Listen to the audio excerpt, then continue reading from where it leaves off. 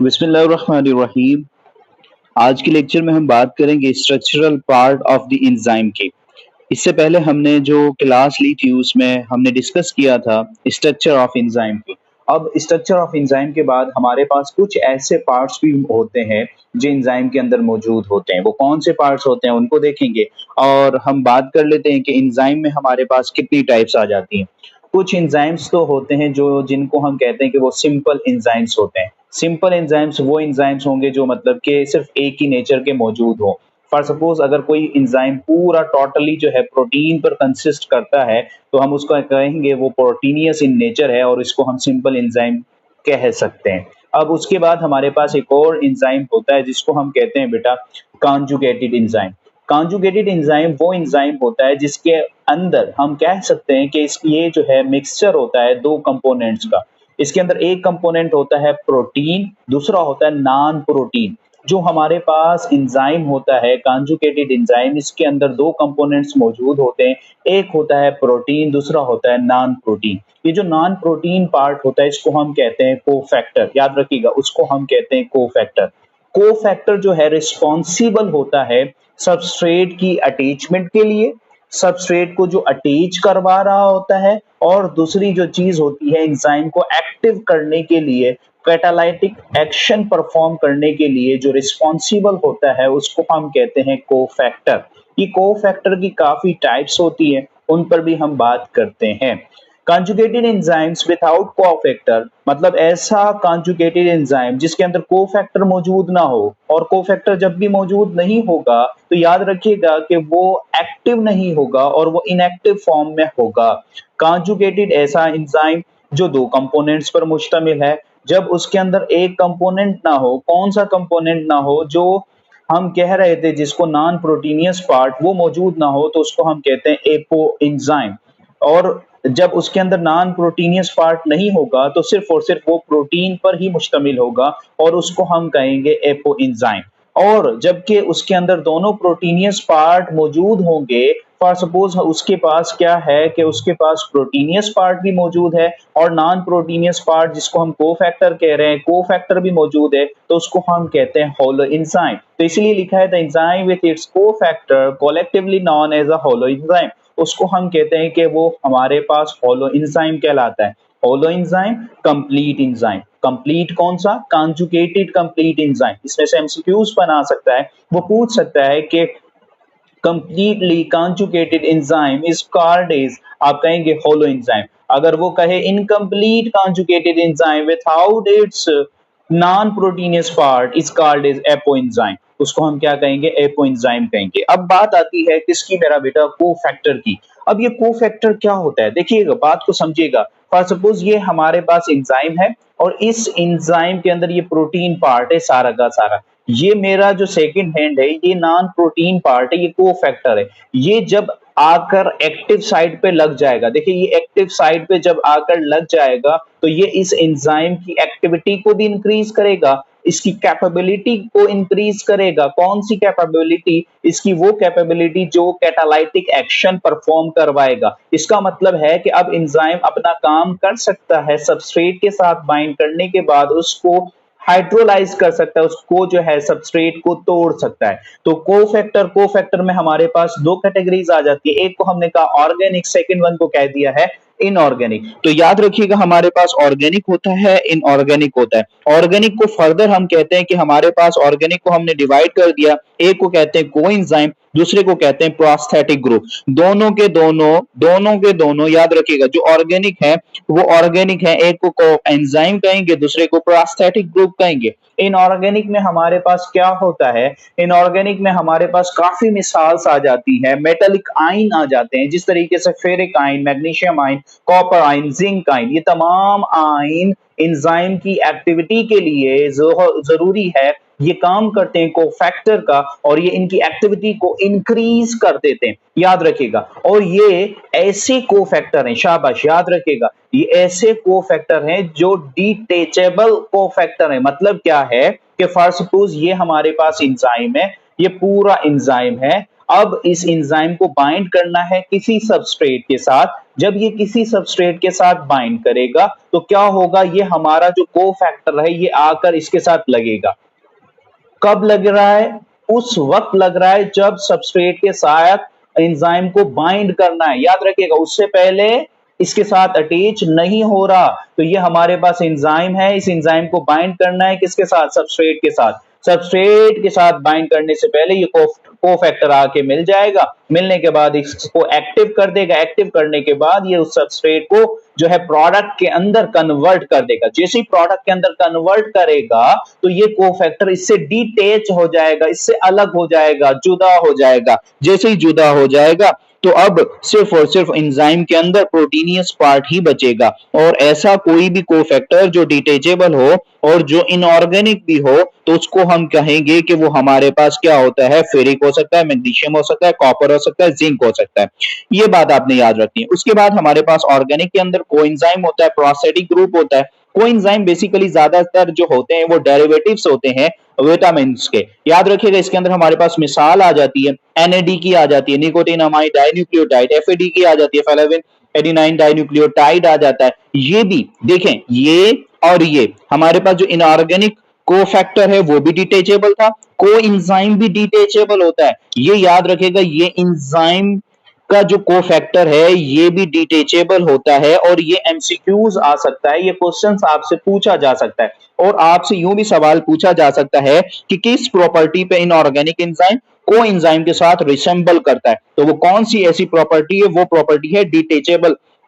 मतलब कि ये उसी वक्त सिर्फ और सिर्फ at the time of reaction ही ये क्या करते हैं? At the time of reaction ही ये बाइंड करेंगे और बाइंड करने के बाद जब प्रोडक्ट के अंदर कन्वर्ट कर देंगे तो ये क्या होता है? सेपरेट हो जाता है। हमारे पास प्रोस्थेटिक ग्रुप होता है। प्रोस्थेटिक ग्रुप जो है वो क्या करता है? ये हमारे पास एंजाइम है और ये प्रोस्थेटिक ग्रुप है। इस प्रोस्थेटिक ग्रुप को हम कोफैक्टर कह रहे हैं। ये कोफैक्टर आकर इसके साथ मिल जाएगा, ये मिलेगा कोवेलेंटली बाउंडेड, ये कोवेलेंटली बाउंडेड मिलेगा और परमानेंट बाउंड इसके साथ बना लेगा। जैसे ही परमानेंट बाउंड बना लेगा तो क्या होगा? ये सबस्ट्रेट के साथ जाकर मिलेगा और एक एंजाइम सबस्ट्रेट कॉम्प्लेक्स बनाएगा। उसके बाद एंजाइम सबस्ट्रेट कॉम्प्लेक्स के बाद वो एंजाइम प्रोडक्ट कॉम्प्लेक्स बनाएगा। उसके बाद इसको प्रोडक्ट में कन्वर्ट कर देगा। प्रोडक्ट में कन्वर्ट होने के बाद भी ये प्रोस्थेटिक ग्रुप जो है वो चेंज नहीं होता, वो इससे डिटेच नहीं होता, वो इससे सेपरेट नहीं होता, वो उसके साथ एक बार ही अटैच होता है और परमानेंटली अटैच हो जाता है।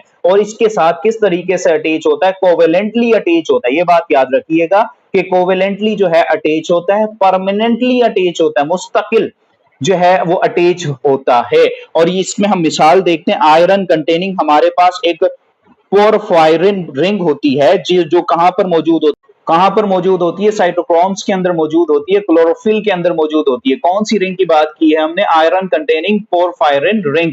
ये जो है मिसाल है प्रोस्थेटिक ग्रुप की। तो हमने क्या सीखा कि कोफैक्टर में हमारे पास ऑर्गेनिक भी है, इनऑर्गेनिक भी है। ऑर्गेनिक में हमारे पास कोएंजाइम की मिसाल भी हमने देखी है और उसके बाद प्रोस्थेटिक ग्रुप भी देखें। कोवेलेंटली बाउंडेड होते हैं, परमानेंटली अटैच होते हैं। कोएंजाइम जो है वो परमानेंटली अटैच नहीं होते, ये डिटेचेबल होते हैं। इसमें मिसाल हमने पढ़ी एनएडी, एफएडी, एटीपी भी हमारे पास आ जाता है और ये डिटेचेबल होता है। ऐसे ही इनऑर्गेनिक में हमारे पास ferric ion, magnesium ion, copper ion, zinc ion, ये क्या होते हैं? ये डिटेचेबल होते हैं। उससे अलावा हमने क्या देखा था? जो कंप्लीटली कंजुगेटेड एंजाइम होता है वो हॉलो एंजाइम कहलाता है। विदाउट कोफैक्टर जो होता है एंजाइम वो कहलाता है एपो एंजाइम। शाबाश, एपो एंजाइम। इनमें से क्या होता है मेरा बेटा? एमसीक्यूज आते हैं काफी बार, तो ये आपको अच्छे से याद रखने हैं। इसके बाद हमारे पास टॉपिक आ जाता है जिसको हम कहते हैं मैकेनिज्म ऑफ एंजाइम एक्शन, कि एंजाइम किस तरीके से इंटरेक्शन बनाता है किसके साथ मेरा बेटा? सबस्ट्रेट के साथ, ठीक है। और वो उसका किस तरीके से एंजाइम के साथ एक्शन होता है, किस तरीके से वो प्रोडक्ट के अंदर कन्वर्ट करता है। पहले हमने पढ़ा था कि हमारे पास क्या होता है? एक एंजाइम होता है, एंजाइम सबस्ट्रेट के साथ मिलता है, एक कॉम्प्लेक्स बनता है जिसको हम कहते हैं एंजाइम सबस्ट्रेट कॉम्प्लेक्स। उसके बाद ये एंजाइम सबस्ट्रेट कॉम्प्लेक्स कन्वर्ट हो जाता है एंजाइम प्रोडक्ट कॉम्प्लेक्स के अंदर। एंजाइम प्रोडक्ट कॉम्प्लेक्स बनने के बाद क्या होता है? ये एंजाइम एक दूसरे से जुदा हो जाता है, प्रोडक्ट अलग, एंजाइम अलग। तो ये चीजें हमने पढ़ी थी मेरा बेटा। अब हमारे पास दो मॉडल दिए गए थे, दो साइंटिस्ट थे हमारे पास। एक मॉडल दिया गया था जिसमें कहा गया था की लॉक मॉडल, और इस मॉडल को दिया था एमएल फिशर ने 1898 में, इसको इंट्रोड्यूस करवाया था।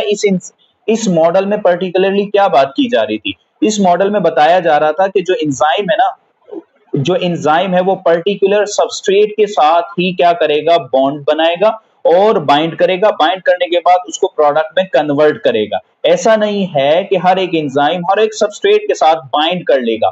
क्या होता है कि एंजाइम एक स्पेसिफिक सबस्ट्रेट के साथ क्या करेगा, एक पर्टिकुलर सबस्ट्रेट के साथ बाइंडिंग बनाएगा और बाइंडिंग बनाने के बाद उसको प्रोडक्ट में कन्वर्ट करेगा। इसलिए लिखा है a particular enzyme acts on a particular substrate.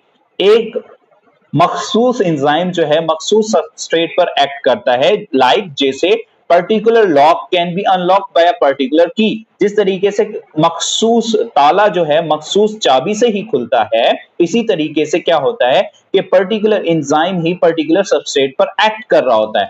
This theory depend upon physical contact. Physical contact मतलब क्या कि ये हमारे पास जो एंजाइम हमने देखा है, ये एंजाइम है, ये हमारे पास सबस्ट्रेट है, इनके फिजिकल कांटेक्ट की बात कर रहे हैं, इनकी हम साइड की बात कर रहे हैं, एक्टिव साइड की। ये एक्टिव साइड जो है सख्त होती है, रिजिड होती है, और ये हमारे पास जो है सबस्ट्रेट होता है। सबस्ट्रेट और एंजाइम की एक्टिव साइड जो है एक दूसरे से मिलनी चाहिए, और जब तक ये एक दूसरे के साइड का जो साइज है और शेप है रिसेंबल नहीं करेगा, तो ये जो है बाइंड भी नहीं करेगा और कैटालाइटिक एक्शन भी परफॉर्म नहीं करेगा। इसलिए लिखा हुआ है this theory depends upon physical contact, catalyse only one specific substrate. क्या करता है कि एक एंजाइम जो है स्पेसिफिक सबस्ट्रेट पर ही काम कर रहा होता है, और इस में जो है की लॉक में जो है लॉक हमारे पास एंजाइम है और की जो है हमारे पास सबस्ट्रेट है। ये भी सवाल आ जाता है अक्सर औकात के, हमारे पास जो की है वो किससे रिसेंबल कर रहा है, सबस्ट्रेट है या फिर एंजाइम है। तो याद रखिएगा की का काम कौन कर रहा होता है, की का काम कर रहा होता है कौन, हमारे पास सबस्ट्रेट काम कर रहा होता है, और लॉक का काम कौन कर रहा होता है बेटा, एंजाइम काम कर रहा होता है। तो इसमें हमने देखा कि की लॉक मॉडल में क्या कहा जा रहा है, एमिल फिशर हमें बता रहा है, क्या बता रहा है कि एक मखसूस एंजाइम एक मखसूस सबस्ट्रेट पर काम करेगा, उसके अलावा काम नहीं करेगा। और एक कोई फॉर सपोज ऐसा सबस्ट्रेट है जिसकी एंजाइम की एक्टिव साइड से शेप उसकी रिसेंबल नहीं कर रही, तो वो क्या करेगा कि वो उसके साथ बाइंड भी नहीं करेगा, और बाइंड नहीं होगा तो कैटालाइटिक एक्शन भी परफॉर्म नहीं हो सकता। तो हमारे पास जो सेकंड वन मॉडल दिया गया था वो दिया था इंड्यूस फिट मॉडल। और इस इंड्यूस फिट मॉडल में देखिएगा कि हमारे पास एक साइंटिस्ट था जिसका नाम था डेनियल कोशलैंड। डेनियल कोशलैंड ने 1959 के अंदर एक मॉडल दिया गया जिसका नाम था इंड्यूस फिट मॉडल। देखें इस इंड्यूस फिट मॉडल में क्या कहा गया, ये हमारे पास जो एंजाइम था ना, इसकी एक्टिव साइट थी।